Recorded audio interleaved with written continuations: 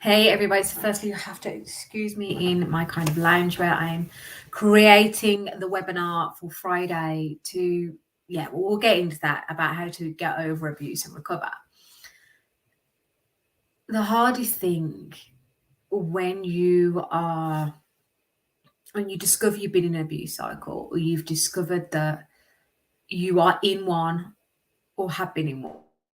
And I have to highlight before I say this, it's a real, because even now I'm stumbling over my words a little bit.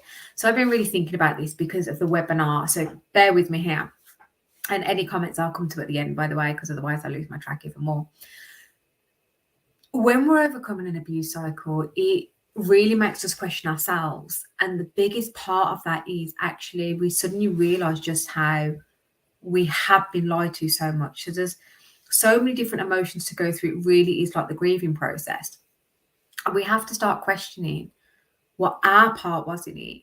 And also, we have to come to the reality of just how little love there was involved there. And I think that's probably one of the hardest things. I think the actual worst part is, which is one of the process I found the most hard for myself. And that's why I give so much compassion and so much empathy in my coaching processes to help you overcome this, is how much you've abandoned yourself in the process. See, when you've been in an abusive relationship, or you've got abusive relationships around you, and you realize you're in that cycle, all of a sudden you start questioning what other people think, and other people will twist. The abuser isn't going to want to in any way allow anyone think that they're the abuser. So if they're not the abuser, who are they going to make out the abuser? Which they would have done to you throughout the duration of the relationship with that person. So the hardest bit for you to start recognizing and coming through is, one, you've got to learn to stand in your own truth, because people will tell you that you are wrong. People will be being gaslighted by that same person. And also, usually I find if you've been in an abusive relationship, and this goes so much deeper than just the consciousness, this goes into the ultimate kind of what I kind of call, what do I even kind of call it? Like, it's such a deep healing realm where there's so much more to you discovering who you are and who your true power is meant to be. See, quite often abusers will want to diminish your light, stop you shining, because it highlights their darkness. And this is where we come from a place in coaching of kind of holding you accountable for your strength, and also holding you in a place where you can heal and fully express those wounds, because that's what it is. It's a wound that you're carrying if you don't heal it. So the worst part is knowing just how much you've lost of yourself. The best part is actually, for the first time ever, rediscovering yourself. When I look over my own healing journey and I look over those of my clients, it always is that really we never knew who we truly were. We never truly knew what love was meant to be. There were so many lies and so much entanglement around it that it was almost blind to be able to navigate it all.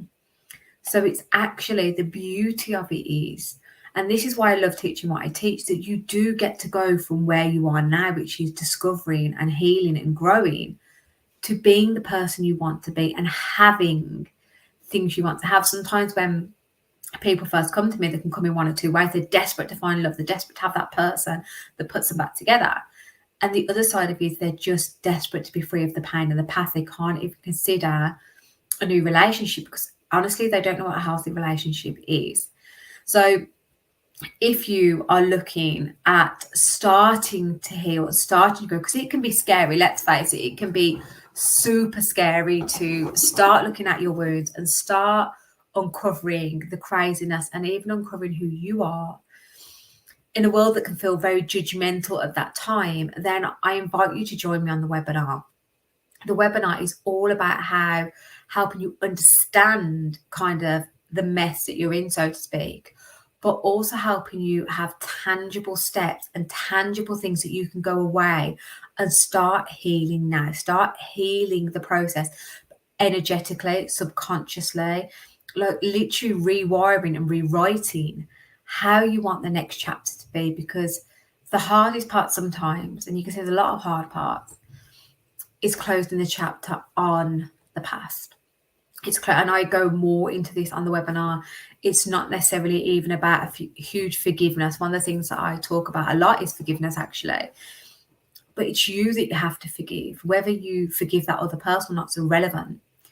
It's about forgiving you and the things that you have feel that you've let yourself down for. Because anyone that's been in an abusive relationship has a very strong, harsh judgment of themselves. They're extremely critical of themselves. And ultimately, that's kind of what allowed the abuser to come in and do it in the first place. So it's about real radical self-love. And that's not a word I use very often, because I think it's really overused now and no one really knows what it means. I say it's very wishy-washy and very vain. But really, ultimately, it's about coming home to you and understanding your needs and what's going to move you forward. So on that note, I am sending you all lots and lots of love. I will pop the link in the comments. I'm wondering if I can do that now. I can't do that now. I'll pop the link in the comments. So anywho, if you are struggling, know that when we're in struggle, it can feel like it's going to last forever. When we are in this place, people will judge you. They will, because almost it's like the floodgates have been open for them to do it. And it's now time for you to start closing those doors and really getting into the deep healing work that's required for you to be free of all this pain and upset. So I'm sending you all lots and lots of love. I will see you on Friday. If you have any questions in the meantime, feel free to direct message me, comment below, whatever it is. But just know that the hard is only hard until you start to heal it. Then it no longer seems hard. It actually starts to become inspirational. So I'm sending you all lots